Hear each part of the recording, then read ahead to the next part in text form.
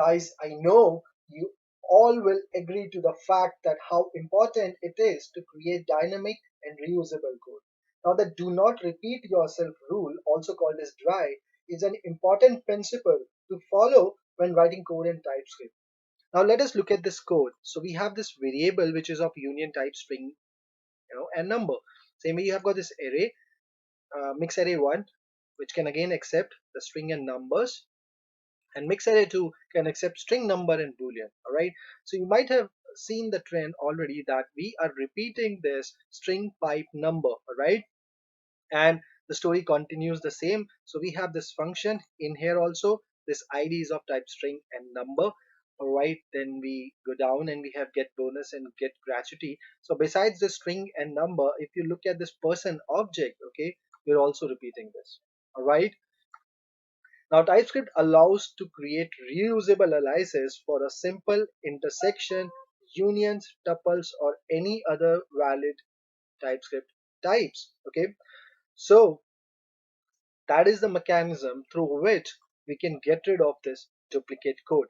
Now, to declare an alias, we need to use the following syntax. We say type is the keyword that you have to use. Then you have to give the name of the type that you're creating.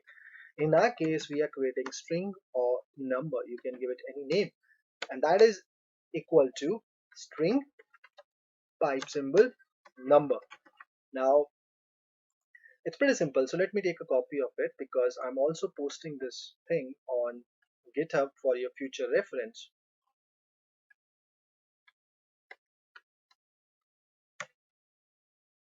and paste it below.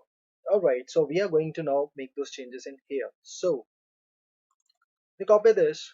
If you are working in Visual Studio Code, right, you select a string, you highlight a string, and then you keep on pressing Control D. Okay, now this is going to highlight all the occurrence of that string. So now I just simply replace it with string or number. Okay, so you could see that we have replaced it at all the locations. Okay, all right, great.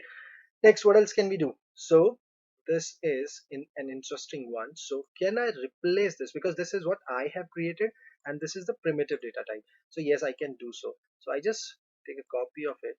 Okay, and I create my type now to be, so I say type and give it a name, string or number or boolean. Okay, that's the name I'm giving, and then I can say string, number, or boolean. Now I just copy this and come in here and replace this. All right, great.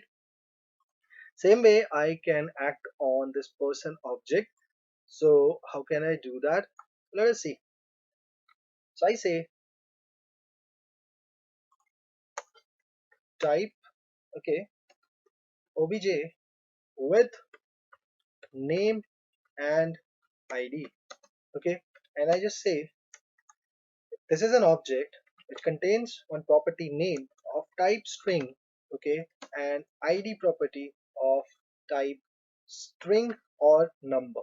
Okay, so we see this in here as well in the hint.